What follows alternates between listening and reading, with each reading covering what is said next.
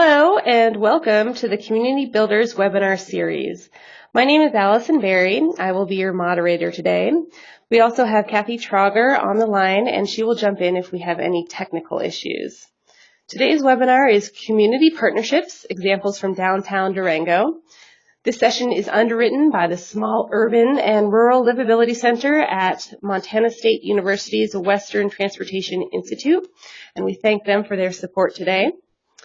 We have with us today Tim Walsworth, Executive Director of the Durango Business Improvement District. Welcome, Tim. Thanks for having me. Today we will be learning about how key partnerships can be leveraged to make your community better, learning from the example of downtown Durango.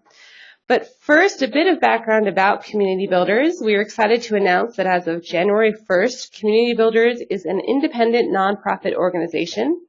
As such, we will continue to bring you great webinars every month, in addition to continuing our work in research, training, and assistance, all aimed at helping local leaders to create more livable communities in the American West. For more information about Community Builders, as well as our blog, research, publications, and more, check out our website, which is communitybuilders.org. Today's webinar will be recorded and posted later this afternoon, and we will also post today's PowerPoint slides if you would like to access those. If anyone has any questions during today's presentation, you can submit them through the questions panel on your screen, and we'll answer as many as time allows for after the presentation. So let's get started. Tim, you can go ahead and pull up your presentation and take it away. Great. Okay, well, thank you everyone for being on the call. 200 plus registered. Here's my first tip on partnerships. Always try to be nice to people and compliment them. So watch this. I believe the chair of my board is on the call, David Moeller. David Moeller is the best board person I've ever worked with in my life. So there you go. That's just a joke between me and David. Okay, so let's get started. So I wanted to talk to you guys, and I'm honored to be here, and so thanks to Community Builders for having me, but talk to you guys about some things that we feel pretty proud about how we get stuff done in Durango. And so I'm going to go over several partnerships, different sizes and natures and different groups that we work with to help get things done. Little bit of information about the Durango Business Improvement District. We are funded by a 2.0 mill levy on commercial properties that are located in our central business district, our downtown area, as well as North Main Avenue in Durango. It's about 420 total properties. That mill levy generates about $250,000 on an annual basis. This organization started back in '97. I've only been here just over 3 years, so that predates me here. But the most recent vote took place in 2010 and put the mill levy in place through 2025. And so, what that showed me right prior to me joining was that, there's a lot of trust and faith from the property owners and the businesses that we work for to put that tax in place for 15 years. The mission of our organization, to say it succinctly, is to market, promote, and advocate for businesses and property owners within our boundaries.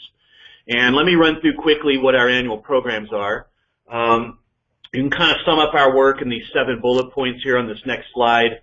Beautification and cleaning, and I'll actually give an example of a partnership we do that falls under that area here in a minute. Business development. We focus a little bit on capital improvements, and I'll give another example of a partnership where we made a really big investment for our size organization that falls under capital improvements. Communications is a big thing for us. The main thing I've learned in a little over 3 years here is, our businesses might not like what's coming, but they want to know what's coming. And so we really try to focus on that accurate and timely information piece, and that's super valuable for our constituents. Events, we manage a handful of events for town that typically are very well attended and have good economic impact. The biggest piece of our expense pie is marketing. We have several different marketing programs that we do to fulfill that marketing and promoting aspect of our mission. And then visitor information and assistance, and I'll kind of cycle back to that one a little bit later too. But those are 7 things that we focus on here at the BID, the Durango Business Improvement District. So let me switch then and jump into partnerships. And everyone's experienced them. You've experienced good ones and bad ones, and I just want to give you some examples. I've got 5 examples today. Hopefully we'll have time to go through all 5. But 5 examples of partnerships that we think make our community better in terms of how it serves visitors, locals, as well as the businesses that we work for. At the Durango BID, we have 1.8 FTE, so there's only so much, right, that we can get done on our own with this small staff. And so these partnerships really help us do more than we could do on our own. Here's some examples of the organizations that we partner with, and I'm going to give some specifics on these. But some other groups that are similar in nature to us, like the Chamber of Commerce, there's a little bit of crossover between what they do and what we do. An organization here in town called Local First, that's exactly what they do, is they focus on getting people to shop local. Our college, our city, obviously, our local economic development alliance. You see a logo here on this slide that says Visit Durango. That's our tourism office, Durango Area Tourism Office. And even some public-private partnerships where we partner with the Bank of Colorado private business on a couple of things. And I'll give examples of all these as we move through the slides. Okay, so partnership example number 1, the Durango Welcome Center. So the Durango Welcome Center opened in downtown Durango at the corner of 8th and Main in October 2012, and to date, we do door counts every day. Over 350,000 people in a little bit over 3 years have come through the doors. And it really would not have been able to happen without some pretty cool partnerships that we put together. So BID's role, we had always provided information to visitors, locals, and tourists who were in our downtown. And we did that by leasing a little kiosk in our downtown. But we're a small organization. I showed you the budget. So we could only afford to staff it seasonally. It wasn't in the best location. It was kind of on one end of downtown, and so we caught people at one end but not on the other. And we really needed a better way to help tourists, locals, anyone who's visiting our downtown find what they're looking for. The Durango Area Tourism Office was located near downtown. They actually leased space from our Chamber of Commerce and their building, but they weren't in downtown. And for us here in Durango, our downtown is kind of the hook. And so they really wanted to be down here. They also were growing their staff a little bit and needed better space. And they really wanted to be in the heart of the community. Fort Lewis College. So we do have a full 4-year college here in Durango, Fort Lewis College. It actually has grown now and has one graduate program as well. It's up on a mesa just to the east of downtown. And so it kind of feels like to people like it's really far away, even though in reality nothing is very far from anything in Durango. But it's all relative. Once you get here, you forget all that stuff about where you came from. And the campus really feels like it's up on the hill, and it is, but it's really not that far, but it feels far. And so they were really looking for a way to have a more downtown presence for recruitment, to connect with alumni, all those things. A great amenity that our college campus has is a local concert hall. And they had always had a box office in downtown, but it was in a really funky spot off the side of this building, and no one really knew where it was, and they were looking for a better location to sell tickets. Our city, of course, wants a vibrant downtown. We monitor sales tax collections religiously every single month. And like clockwork, downtown Durango produces 1/3 of the city's sales tax collections. And so anything that can keep that going and maybe make it a little better is something the city supports. So all those needs came together in the form of the Downtown Durango Welcome Center. So the city, my organization, and Fort Lewis College, this is our capital improvements expense I alluded to earlier, we all put in money to build it. So we took an existing retail location that had been empty for a little while on a key corner in the middle of downtown and converted it to a welcome center. The tourism office is the main tenant, but Fort Lewis College is also a tenant. And they have that recruitment center. They have that concert hall box office where they can sell tickets from. My organization pays part of the monthly operations. The city is the main leaseholder, and so they pay part of those monthly operations as well. The Welcome Center itself, it hosts events. I think it's become Ticket Central for local events at the concert hall and for other events that partner with the concert hall when they have a ticket need. For example, we have a film festival in town every year in early March, and they are using the concert hall's box office in that key downtown location for people to pick up tickets and buy tickets. It's a really good check-in facility for events that have a lot of registrants. And the main thing is it's got knowledgeable, friendly staff that know everything there is to do locally in the entire city, in the county, and in the Four Corners region for that matter. About 8,500 people a month are entering the doors at last count. The facility has public ADA compliant restrooms. That was a big need for downtown. We didn't have that before, and now we do. Water bottle refill station, free Wi-Fi, charging stations. And again, the main thing is that information, maps and ads and just knowledgeable people. You can ask them any question, whether you're from here or you're not from here, and they're going to know the answer. Colorado Tourism Office, CTO, you guys might know this. You know, they say that when someone goes into one of the state welcome centers, they tend to stay longer and spend more money in that community. So this facility is not a state welcome center. It's something that we created locally through this unique partnership. So a couple of pictures of it. It's pretty nice inside. Lots of great graphics on the walls and good ad space.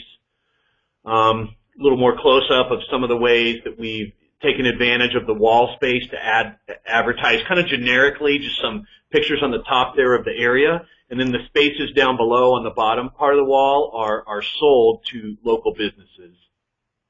And we have a partner that helps us manage that advertising and create these graphics. So that's number one, the Durango Welcome Center. And again, something we're just super proud of, and it really works. You know, the counts for 2015 were 110,000 people went in there. And so the reason my organization continues to invest in that to keep the rent down for the Fort Lewis College and the tourism office, we view that as 110,000 chances to tell people what we have to do. And so the little bit of money that we pay on a monthly basis to support that center is well worth it. Okay, let me switch to my second partnership example. And this is something that we do in concert with the city. I believe I have several folks from the city of Durango on the line. So hi, city folks. How you doing? BID is not the city. We are an independent organization. However, our goals and our interests are aligned with the city probably 99 times out of 100. And so we work a lot together, and we have one thing that I think is really cool that I want to show you guys about how we work with our city. And so it's a grants program. So the city, they have put a lot of effort into supporting events in our town. Those are reasons for the locals and the folks in the county to come to the heart of our community, and the biggest and best events become destination events that can produce big economic impact. For us, we use events as one of the main things that we market as a reason to come to our downtown. And as I mentioned, we also manage a few events too, and we feel like when they're done right, again, they can really produce positive economic impact. So we have a grant program for events that's been around for a long time. It was started back in 2005. And today, the total annual budget is $30,000. And if you look back over time at how much we've granted, about $400,000. So it's not a tremendous amount of money, but a good chunk of money. And what we are giving a grant for is we will give a grant to events for their out-of-area marketing only. The dollars are not meant to pay for their local permit fees or rent restrooms or pay a staff to manage the event. None of that. It's meant to augment, actually, out-of-area marketing. And the rationale is that helps spur economic impact for town. You guys will get this. It's great when locals come to events, but they come out and then they go to the event and then they typically go back home. Obviously, an out-of-towner coming to an event, hopefully they make a weekend out of it, and so there's some heads in beds. They got to go out to eat. Hopefully they're going to do a little shopping too. And so, we kind of estimate super conservatively that an out-of-town attendee at an event on average is going to spend at least $200 while they're in town. And probably more than that based off the time of the year that they come, just hotel prices alone. But you can see you get a person to come here and they spend at least $200. Well, you can start to get some big return. And so for us, this just, these events help bring those people here who have that greater economic impact. So BID and the city of Durango both contribute money to the program. BID does all the administrative work. So we create an application, we put it out there, we take them in, we review them, we score them, all those kind of things. The grant itself is not paid until the event is over, so it's a reimbursement grant, and so they got to fill out a report. And then we require them to turn in receipts that show, okay, well, you said you were going to advertise in the Albuquerque paper, prove that you did. And upon receipt of that information after the event is over, we'll release the grant monies. In 2015, we ended up supporting 9 different events. Part of the information we get back from the events is attendance counts and good, solid estimates of how many of those attendees were from out of the area. So you can see here these nine events had 41,000 people come. 40% of those 41,000 were from out of the area. So when I do that math and I apply that $200 conservative spend per out-of-area attendee, I get an economic impact of $3.2 million. So we invest $30,000 and we get a return of $3.2 million, and that's a pretty conservative number. So that's a pretty good ROI, right? Most of us would take that in our personal lives. Again, the results report gives us that attendance, the percentage of folks from out of the area. Occasionally, we'll get some email addresses that we can put onto our weekly and monthly communication list, but it's an opt-in deal.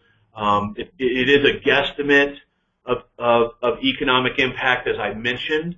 But what's really cool is that we have the events tell us what their plans are for their marketing, and then the results of it. And, a lot of times, events that are run by nonprofits, they don't have that expertise or that time after the event to really analyze what worked and what didn't, and our grant program forces them right in that direction. And then just a couple of pictures of events that happen in town. A lot of people. Durango's a great town for events. You can come in the winter for Santa. You can come in the summer for beer festivals. You can come in the spring for Taste of Durango, which is that picture at the bottom right there. That event brings out 10,000 people, and it's on May the 15th this year, just so you know. Okay. Partnership example number 3. I want to talk about the A, B, C, D, and L quarterly meetings. So what is A, B, C, D, and L? A, La Plata County Economic Development Alliance. The B is BID. The C is the Durango Chamber of Commerce. The D is the Durango Area Tourism Office. And the L is Local First. It's too bad that our 5th partner wasn't an E, so this could flow, but A, B, C, D, and L. There you go. So, we got to have acronyms. You can't have too much acronyms.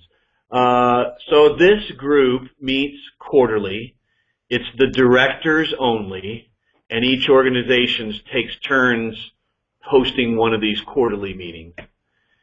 And it kind of serves a couple of purposes. One thing, it's like a peer support group. So, we can yell and complain about how hard our jobs are and all that kind of stuff, and people feel sorry for you for a second, and then they tell you to shut up and get over it and go back to work.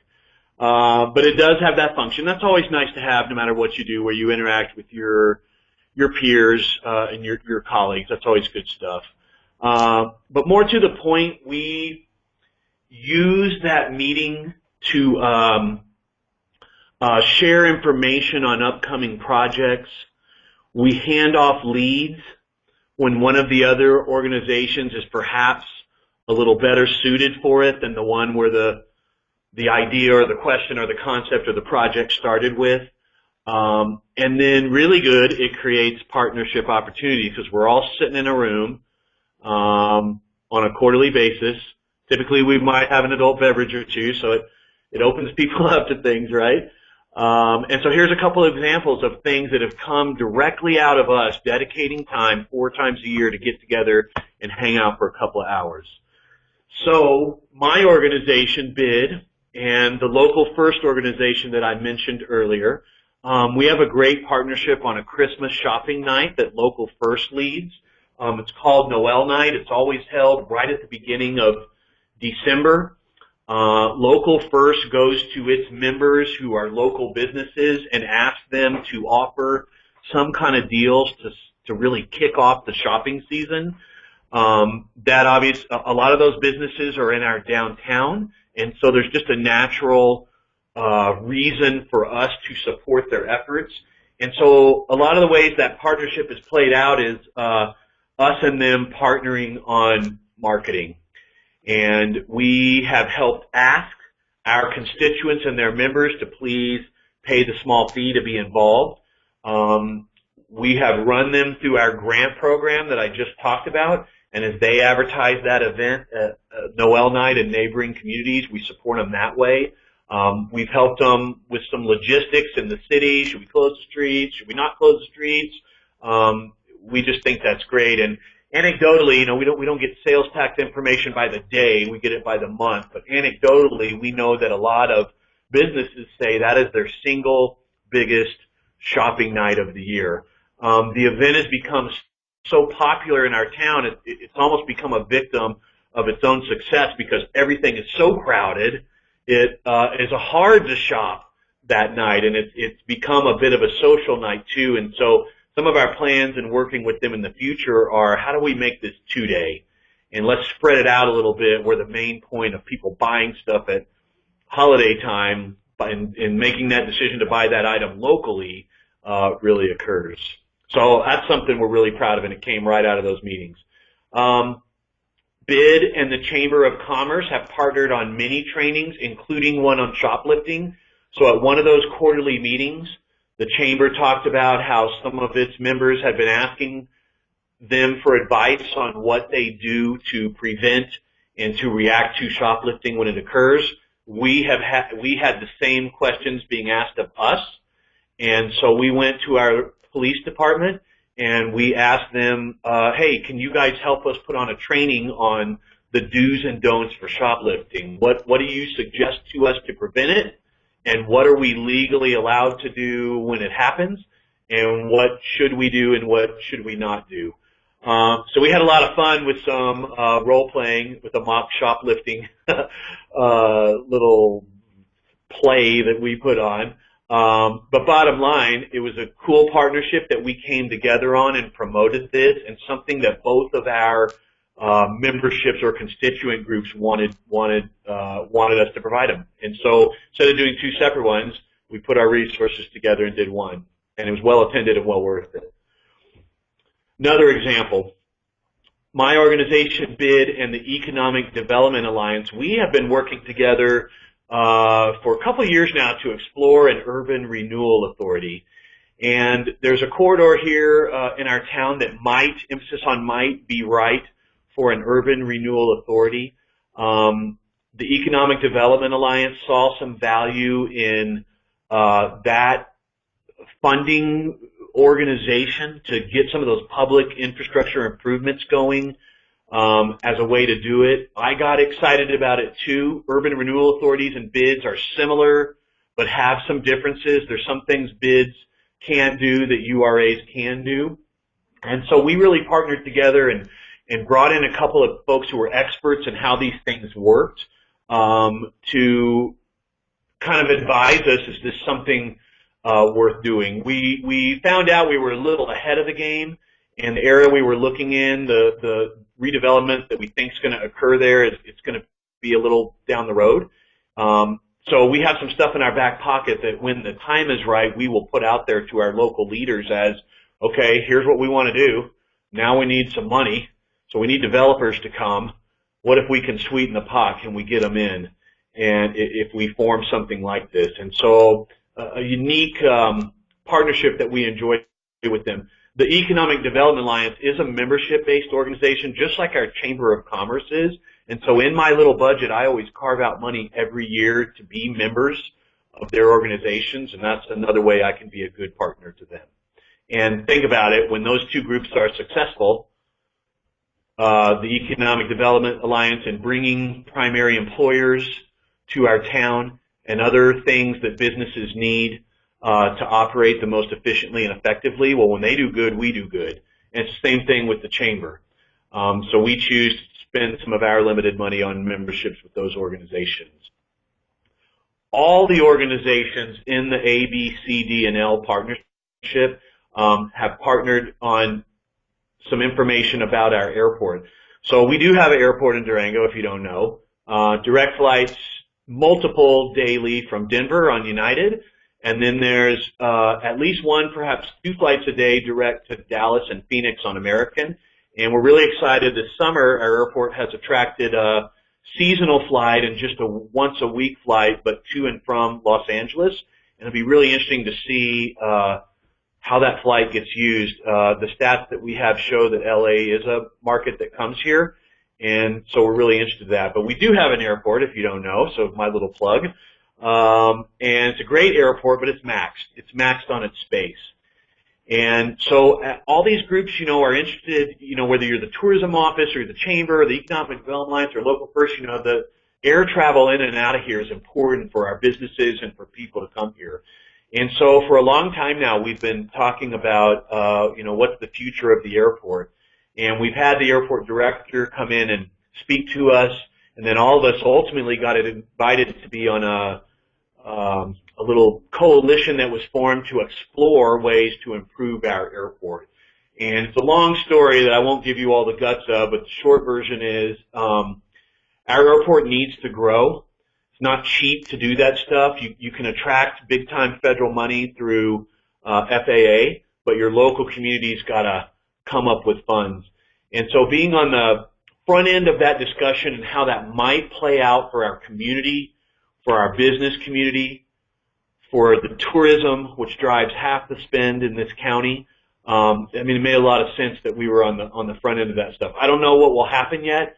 I expect something to be going to our voters in the near future for a potential property tax increase to afford this expansion of our airport. Last thing I want to mention here on this part is a partnership that my organization enjoys with our tourism office, Durango Area Tourism Office, or DATO. And we realize the value of bringing events to town, just like I talked about before. And in particular, sporting events. Think about it. If you have kids and you go to the soccer tournament or the dance convention or the volleyball thing or whatever it is, I know my stepdaughter's big in dance, and so we'll go to Phoenix and Denver and all these places to these conventions and competitions, and we spend some money. And so we call those families that come along with those events mandatory tourists, and we mean that with the utmost respect. We love them. And so we realize there's even greater value in those kind of events. So myself and the tourism office director have worked to try to attract those events to town and figure out what their needs are. What kind of hotel space do you need? How can we use our existing relationships to get you guys some deals that makes it sense for you to pick Durango? We're far away from stuff. And we were saying before the call started, it's the blessing and the curse of Durango. We like being far away, and sometimes we don't like being far away. So we got to make these things, we got to really work hard to make these things work for those kind of events. And So one comes to mind immediately. There's a volleyball tournament coming up here in the next couple of months, and it will bring 72 teams to town, some local, but most from the Four Corners region. And so how many people are on a volleyball team? 6 to 10? And they all have families and siblings. And so start doing the math. That can produce a lot of economic impact. We have a soccer tournament that happens in Durango every year around Mother's Day, and it will literally have hundreds of teams that come here, and our town just gets packed, right before summer really starts. And so I'm proud of that partnership, too, to try to bring some new events here to town because they really work to spur our economy. Okay, partnership example number 4. And Allison, let me do a time check. How am I doing on time? I was muted. Yeah, you're doing great. You've got plenty of time, so go ahead. Okay, all right.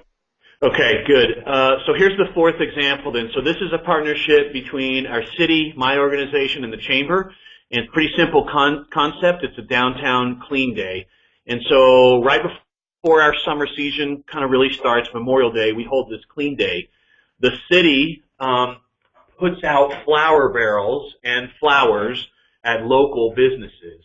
BID, my organization, helps coordinate where do those barrels go. And so we recruit the host businesses and tell them what their responsibilities are to keep that flower barrel looking nice over the course of the summer. The chamber recruits volunteers and kind of organizes the downtown clean day.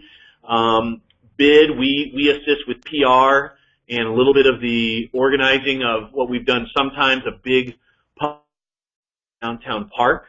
The city on their end too, they provide tools and the trash removal. And what ends up happening is that we'll get about 100 volunteers to come to our downtown and spend a morning right before Memorial Day weekend and help us clean up downtown. And so we do a lot of the stuff that just doesn't get done on a regular basis, and it really helps downtown to look great for the beginning of summer. I mentioned the flower barrels. Here they are. They're really nice. This is a cool thing. Several years back, maybe 10 years ago, the city asked local businesses if they would partner with the city to buy these green flower barrels, and 100 businesses did, and so we have 100 of these barrels. And so the city puts these awesome flowers in them every year and stores the barrels in the off-season, and the business's responsibility is to water it and take care of it during the week. My organization hires a youth crew to augment what the businesses do, and so once a week we send a youth crew around, that's my stepdaughter, by the way, to do some augmented watering, and they pick the trash out and they prune them, and once a month we run some fertilizer on them too. So you can see here on this next picture, look at all these people who came to this clean day. That's at least 100 people that were there a couple of years ago. So it's well attended. Shows pride in our downtown. It reminds the merchants of what they know they need to do daily, but other people are doing it for them, so it keeps them excited about it, So it's a good, simple partnership, but one that's very effective. Okay, here's my last one, and we'll run through this, and then I think we'll be able to stop and open it up for any Q&A if there is any. And so here's a public-private partnership that we have between us and the Bank of Colorado. So for the past 3 years, we've partnered on something called Random Acts of Kindness Week. And so someone out there in the naming of weeks has created the Random Acts of Kindness Week. And it's usually early to mid-February, which is a slow time of year. And so what we did is we kind of adopted that strategy and tweaked it and made it our own. And here's what we do. So BID and the Bank of Colorado here in town reward people. Here's our Random Act of Kindness. We reward people for shopping in our downtown in this last year with a $50 gift card to a local store. And so the way it worked this year, we each put in some money and gave away 2 $50 cards each day of the week. And so do the math. It's only $500, so they put in $250, we put in $250. BID purchased some advertising to put the word out to the community. For us and our constituents, it's a way to promote shopping at a very slow time of the year. The week that we picked this earlier this month was right before Valentine's, so we used it as, hey, come shop downtown for your Valentine's Day gift for your sweetie or your significant other. For the bank, it got them out of the bank and on the streets, so we're all in our logoed shirts and stuff, right? And a good opportunity for them to do some PR locally. It's pretty easy when you're only giving away a couple cards a day to find people with a shopping bag. And of course, the reactions from people when you tell them, hey, thanks for being downtown and shopping, here's a $50 gift card. I mean, it's priceless. And they love it. We hope that our advanced PR on it helps people to decide to shop in our downtown rather than perhaps going to some other areas of town that I don't work for, or going out of town, or even worse, getting online and doing it. You know, we want them to shop at these unique shops and businesses and mom and pop type things that we have in our downtown. And it's fun. And so here's how fun it is. Look how happy that lady is on the right. That lady a couple of years ago, we had a special $100, it was even a $200 thing, I think, that a local business gave. And that was pretty cool. We saved that for our last day, and it really worked really good. So those are 5 examples of how we've tried to come up with partnerships with key organizations in town to augment the work that we can get done here with just 1.8 FTE. So I encourage all of you, obviously, to push for partnerships in your community. All the organizations noted here that are key partners for us, they're all different, but our vision at the end of the day, I think, is very similar. We all want this vibrant community that serves locals and visitors. We have a good business climate and an economy that continues to grow and hum right along. So find these partnership opportunities in your community. Think about these similar organizations. If you're staff, talk staff to staff and see where you might have some synergy. Board members too. You never know what can come when 2 board members governing an organization or that are on advisory boards or commissions, when they get together, what can come out of that. And my last things, I think a little bit of overlap is okay. A lot of times we get asked here, well, Durango's this little town. Why do you have a chamber and a BID and an economic alliance and a DATO and, all these things? Aren't you all essentially doing the same thing? Well, we're not. But a little bit of overlap is okay because it helps prevent stuff from slipping through the cracks, right?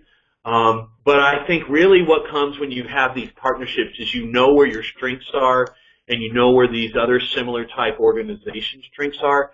So that duplication of work, and you create partnerships where 2 is better than 1, and when you don't need to be doing something because you're not as good at it, you know where to take that opportunity to. So that's my pitch to you guys. I hope you learned a little bit. I hope it sparked some ideas in your own community. Here's all my contact info. I'll leave the slide up here for a minute, and this PowerPoint's going to be available later, but you want to pick my brain, you want to tell me something else I should be doing or ask a question, here's all the ways to get in touch with us from my email, phone, website, and all of our social media outlets as well. And so I think, Allison, I was supposed to go till 12:40, and it's 12:37.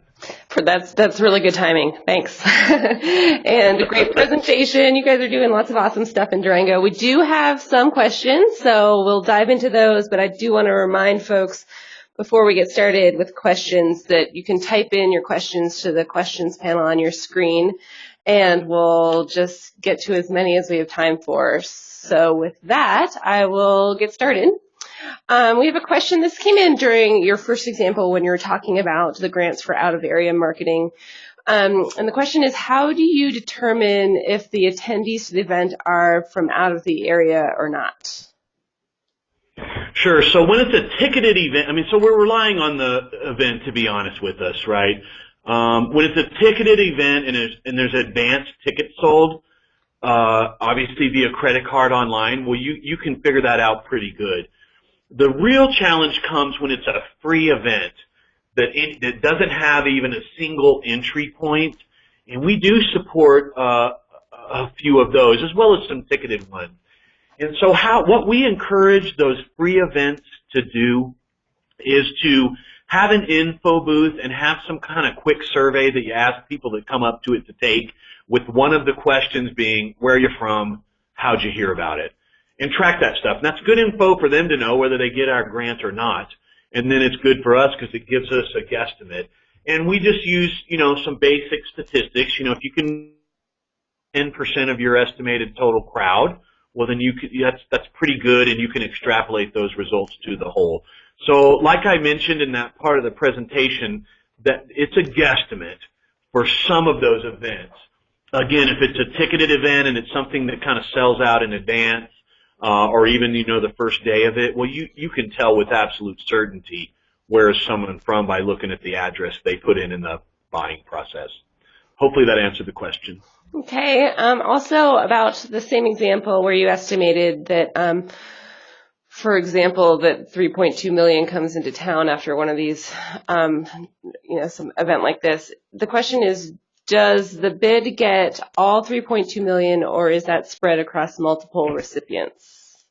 Yeah, great point. So that's just the spend that we estimate across the entire community. Now, most of these events that we support have some kind of focus within our geography, our downtown or our North Main. Not all of them, but a good 90% of them do.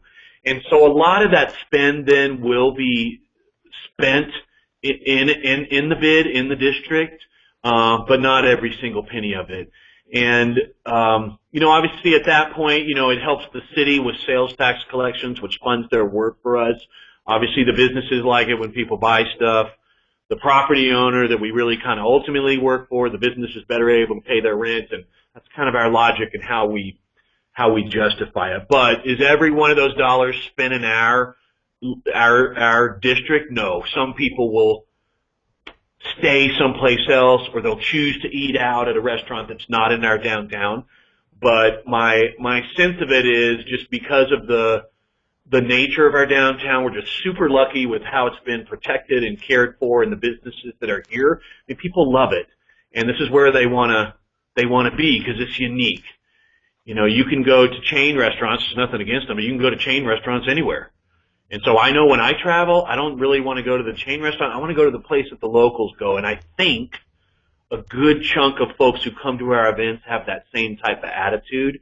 And thus that spend would be in our downtown and then in our district. Okay. Another question. I think this is still about that first example. She's asking, are those grants paid out of your existing annual budget or from separate funding specific to the grants? And she clarifies saying, meaning, do you write a grant yourself to receive these funds that are restricted for that specific use? Right. Yeah. So yes. So remember, there's two groups that put money in currently, the city and BID. So the portion of our monies comes out of our existing budget. So that mill levy, that $250K a year, we pull a little portion of that to support this program. Then we apply to our city via a process they have for requests of this nature to ask them to consider partnering with us financially on the program. And so we apply to our city for a little bit of it, and then we put our own money in. I've wondered if there are other grant sources out there that might think it's an interesting way to invest their money in the community. I haven't found what foundation or granting organization that might be to do it. So right now it's through our city and our own budget. Okay. And similarly, someone's asking about these destination events. How did the promoters fund the event prior to being reimbursed, or aside from getting a grant? Yeah, sure. Well, it's probably two main ways. And, if it's something that requires a ticket, it's through ticket sales. Mm-hmm. And the way that they first afford that is sponsorships. And so, if you're familiar with doing events, those are the two main ways you get it going. You get some folks to sponsor it who want to tie their name to your event. A lot of our events are done either by or for the benefit of a local nonprofit. So there's that cause marketing angle that the events can go after to our businesses, and so they get some sponsorship dollars. They probably take, they put a little bit of their own money up front, and there's a risk there, but they'll invest some of their money if they think there's a potential of a return. And then again, ticket sales to do that. And so, some of these events, they just start their very shoestring budget, as you can imagine, especially a brand new event.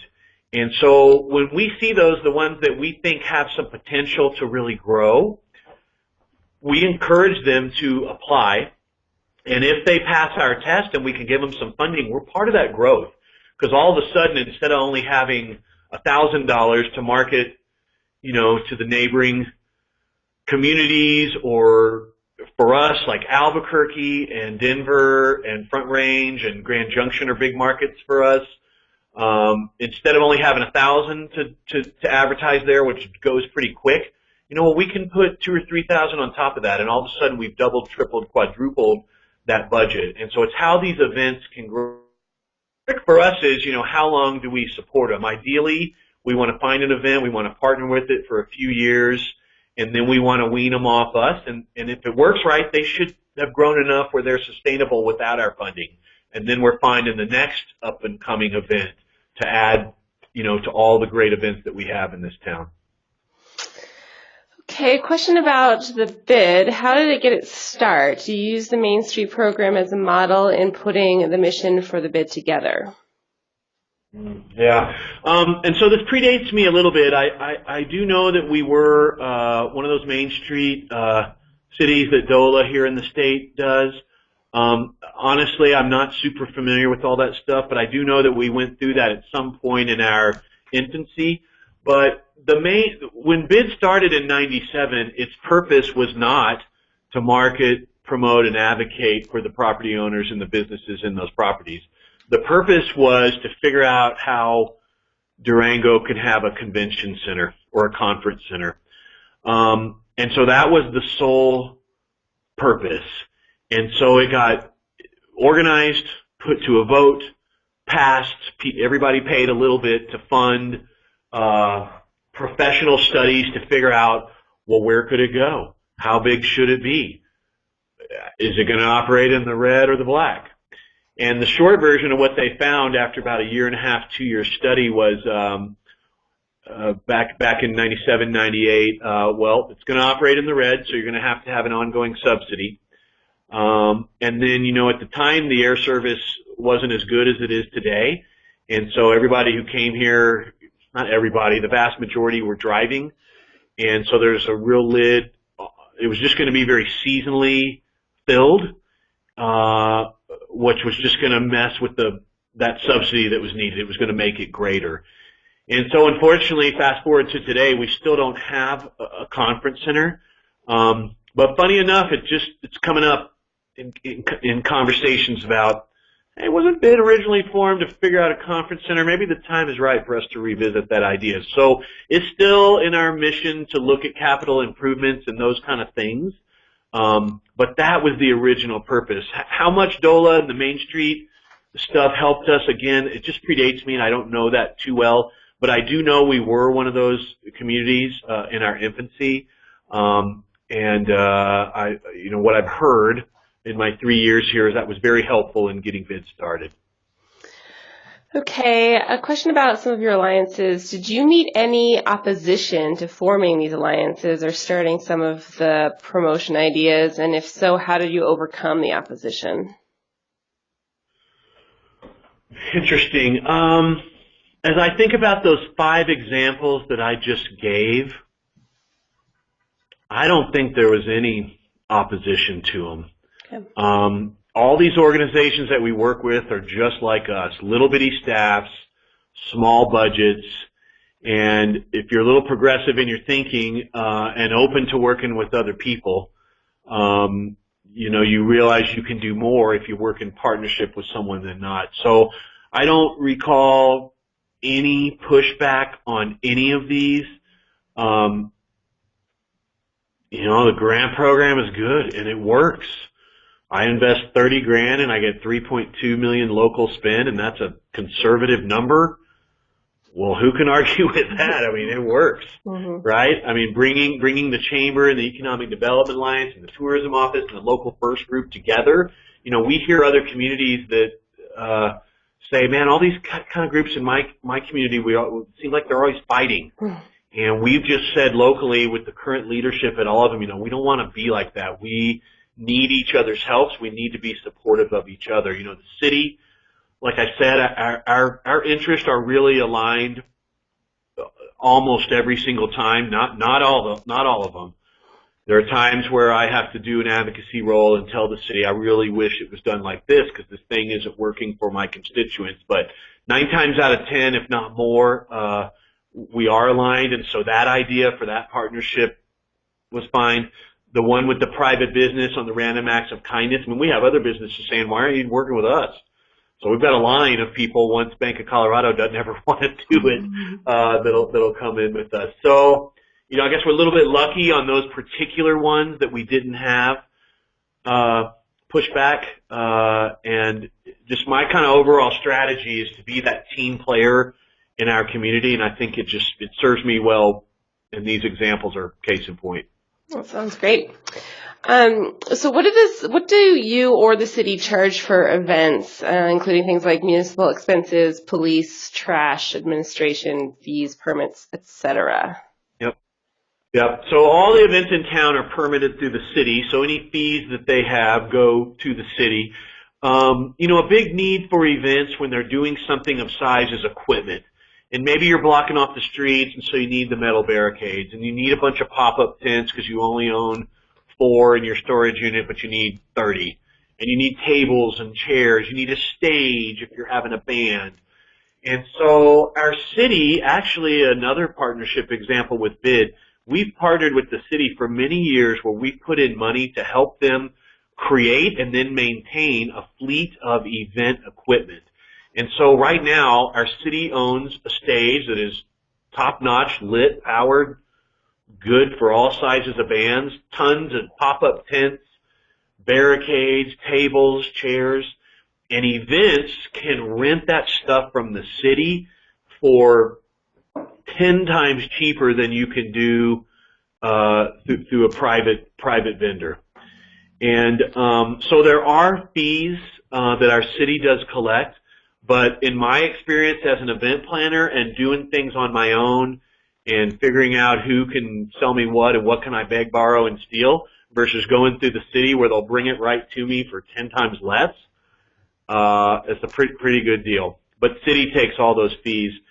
And, you know, it depends on what you're doing for how much it is. But, example, I put on a one-day event in a park downtown, and I block off 1 block of our main avenue that's right adjacent to this park.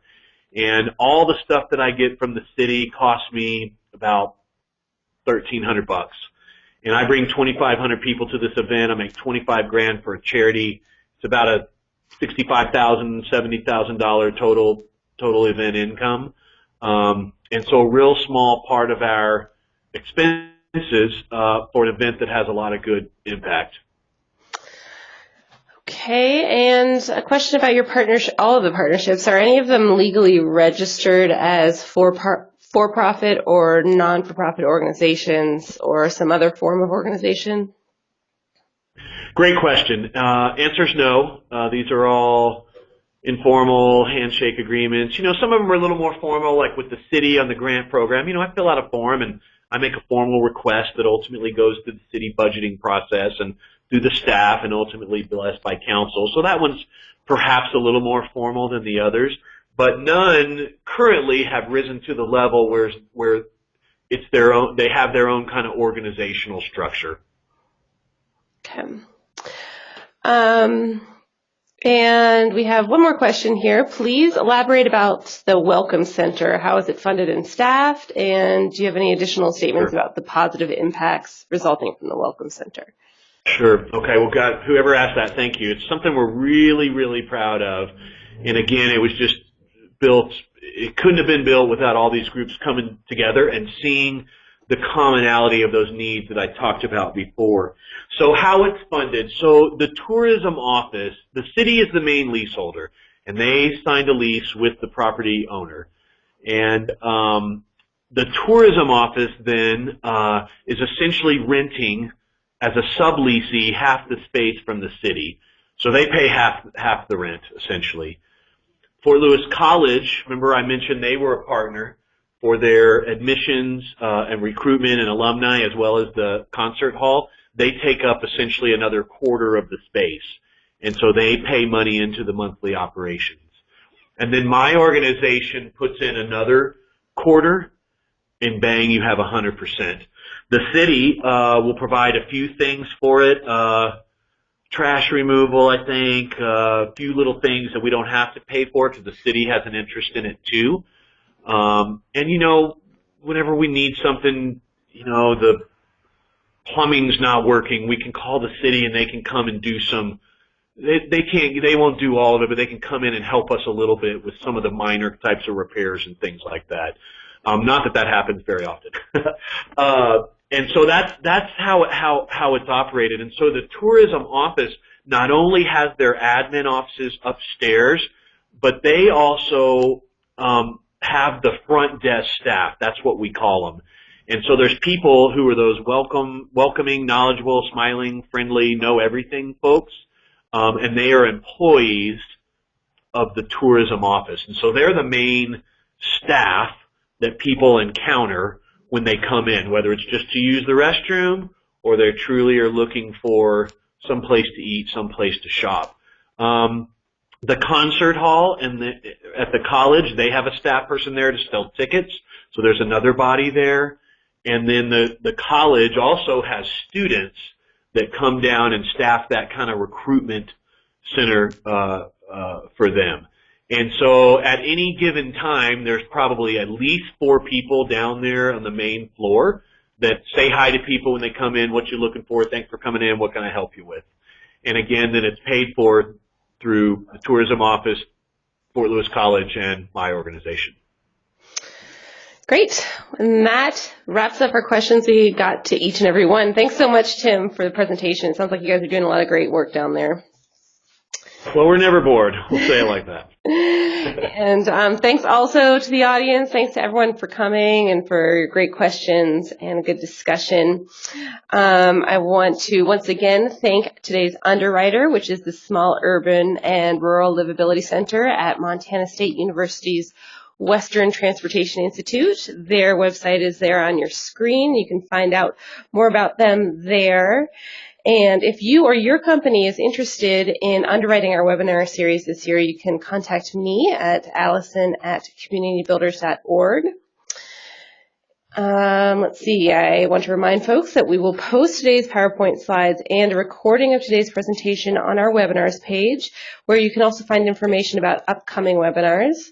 Next month, we will have Sarah McKinley from the Democracy Collaborative, and she'll be discussing their newly released report, which is called Cities Building Community Wealth, which is about the role of cities in economic development. If you're a planner receiving continuing education credits for today's session, this counts for 1 AICP certification maintenance credit with the American Planning Association. Today's webinar is event number 9012740. To redeem your credits, log on to your profile on the APA website and find this webinar on the calendar.